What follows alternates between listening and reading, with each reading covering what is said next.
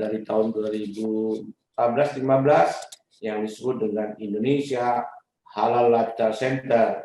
Dulu orang takut banget kalau nyebut halal, apalagi lifestyle, gaya hidup halal, kepada ketakutan. Sekarang insya Allah ini menjadi tren tidak hanya Indonesia, tapi kelihatannya juga tren global mengenai bagaimana sih gaya hidup halal, dasarnya apa, dan seterusnya. Mudah-mudahan ini bisa menginspirasi generasi muda. Saya juga agak sedikit tanya ini nanti, tadi pembicara yang pertama, kedua ini, Bagus Bayu Bagus Hapsoro ini apa Bagas Hapsoro ini apa anaknya Pak Dubes Bagas Hapsoro? Saya pikir iya kayaknya itu. Ya, Mas nanti jawab ya Mas. Iya, betul sama-sama beda nasib Pak. Oh begitu, kirain sama. Ya oke, nggak apa-apa begitu nanti. Sama nanti juga nasibnya akan naik itu dengan new normal. Amin, amin.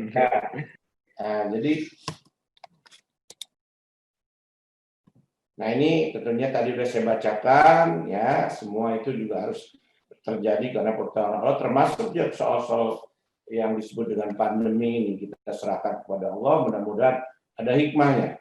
Nah kalau kita bicara halal, apalagi halal lifestyle, tentunya kita harus berkiblat kemana ya, ke ayat-ayat Al-Quran. Nah kita tentunya harus melihat itu sebagai sesuatu yang holistik. Nah itu yang penting. Jadi ini kalau kita lihat, saya lihat dari dasarnya dulu, makanya kita membuat center halal lifestyle ini karena ada keyakinan bahwa itu tentunya akan menjadi bagian dari hidup masyarakat Muslim, mulai dari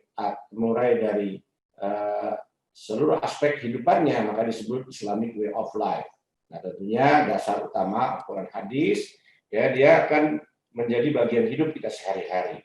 Coba cek aja dari mulai tidur, bangun tidur, semua pasti itu banyak alat-alat yang harus kita cek. Sikat gigi, apakah sikat giginya itu ya bulu-bulunya dari bulu yang halal dan seterusnya, termasuk juga makanan dan seterusnya, itu juga bagian dari gaya hidup halal. Dan karena begitu besar pengaruh halal lifestyle ini dalam kehidupan, maka tentunya dia tidak hanya menjadi konsumsi kecil, tapi juga menjadi halal industri. Nah, apalagi ini untuk konsumsi atau untuk produksi sekitar 1,8 miliar orang. Ini besar sekali dampak kepada halal industrinya ya. Nah, ini kita lihat satu ayat yang paling kita harus pelajari, yaitu yang kita sebut ya di sini Al-Maidah ayat 3 ya.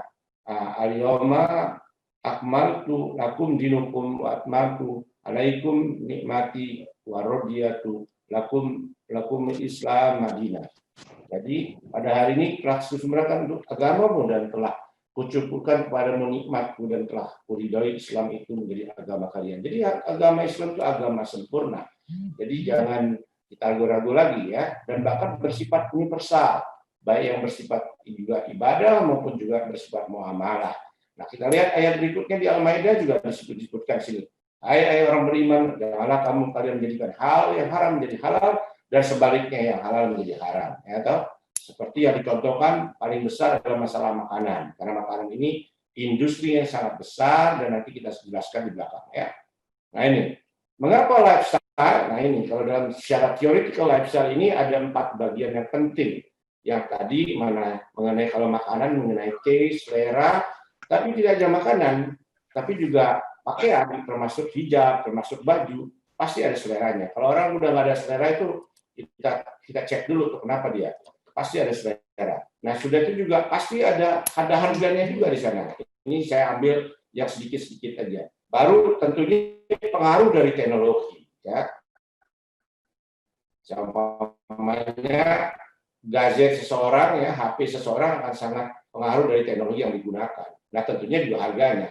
Tentunya iPhone beda dengan produksi dari RRC dan seterusnya. Nah ini semua kalau kita lihat pasti dia punya nilai tambah. Jadi style itu punya nilai tambah. Nah ini yang penting kita lihat juga. Ini adalah bagian dari ekonomi yang penting, yang disebut added value, nilai tambah ya. Nah di samping itu juga sekarang yang tadi juga disinggung oleh Mas Bayu, juga Pak Dekan, Bu Ois, halal itu seringkali menjadi global trend, juga menjadi brand. Ya tadi disinggung. Kalau dulu ya orang takut dengan halal, sekarang itu justru halal itu menjadi bagian penting dari bisnis. Jadi kalau nggak halal malah justru dia one in one. Jadi buat orang yang non Muslim saja yang masuk ke situ. Kalau restoran, kalau makanan juga seperti itu. Tapi kalau dia halal, itu akan menjadi two-in-one. Artinya satu produk bisa untuk semua umat. Karena halal itu rahmatan lil alamin buat semua manusia, ya ayuhan nas, tidak hanya untuk orang Islam. Nah itu makanya mengapa? Karena halal itu healthy, safety, dan juga ya ada stylenya di situ, baik muslim maupun non muslim. Nah ini. Nah kalau kita bicara halal lifestyle, ini tadi disinggung oleh Mas Bayu, ya itu ada IT jelas, ada juga human resources atau XR. Dengan model sekarang kan standarisasinya berbeda.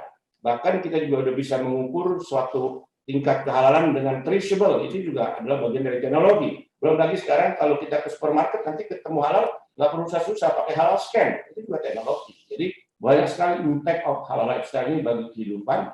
Nah sayangnya sebagian besar belum dikuasai oleh kaum muslim. Ya. Mestinya nanti kita universitas seperti Universitas Negeri Semarang harus mengarah ke sini, harus punya laboratorium, tidak hanya laboratorium dalam bentuk biologi, tapi juga laboratorium teknologi. Bagaimana menjawab satu center menjadikan halal precision seperti Chulalongkorn University. Kenapa kok orang Thailand di sana bisa bikin begitu? Nah ini UNES nih, Fakultas Ekonominya buat, belum lagi yang lain-lainnya. Nah ini apa? Ini makanan. Ini makanan biasanya ini yang menjadi sesuatu yang luar biasa karena ini bagian yang sensitif soal makan itu. Yaitu kenapa? Karena tiap hari kita 220 juta makan dan juga dunia 1,8 ya. Ini besar sekali.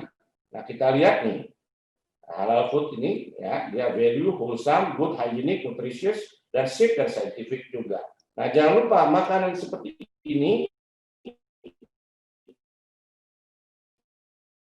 juga kalau kita lihat sederhana seperti daging. Karena itu pasti ada juga kita harus waspadai. Nah ini tentunya bisa di traceable melalui laboratorium, bisa dilihat melalui keahlian. Ya, umpamanya produk seperti ini kalau dia mengandung gelatin, gelatin itu dari apa dan seterusnya. Jadi itu juga makanya membutuhkan scientific. Nah, tapi kalau sudah dicap halal seperti ini, mestinya dia juga disamping untuk dimakan secara syar'i, tapi juga thayyiban. Ya. Nah di samping itu hal lifestyle ini berkaitan dengan dunia kecantikan ya. Kenapa? Jadi tidak hanya orang Islam tidak boleh kemprot ya, tapi juga harus cantik, harus tampil bersih. Nah ini juga salah satu yang kita sebut God is beautiful and He loves beauty. Innallaha yuhibbul jamil wa yuhibbul jamal. Ya, nah seperti itu. Nah itu contoh yang kita lihat juga dari Rasulullah sendiri pakai minyak wangi. Bayangin Nabi Muhammad selalu mencintai kebersihan dan aroma yang baik. Jika saya memberikan parfum, Nabi Muhammad tidak akan pernah menolaknya. Ini Al-Bukhari, bayangkan. Ini sekarang menjadi bagian gaya hidup nih. Orang yang pakai minyak wangi, dan di minyak wangi tentunya ada yang murni wanginya, ada yang dicampur sedikit alkohol. Ini nggak usah mendebatkan mazhab mana, tapi sekarang menjadi tren minyak wangi, parfum, dan seterusnya. Bahkan menjadi besar sekali beauty business di sini ya. Nah ini ya. Nah, apa kata expert? Ini saya lihat, expert nih. Kalau nggak ada expert nanti dibilang dari mana? Nah, kata si Jonathan yang ini orang London, halal is a brand, jadi branding. Ini Prof. Wina.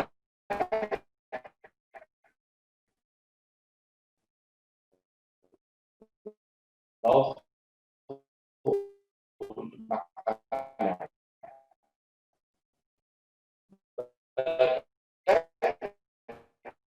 lifestyle menjadi branding, jadi menjadi bagian penting Islam juga bagi non muslim.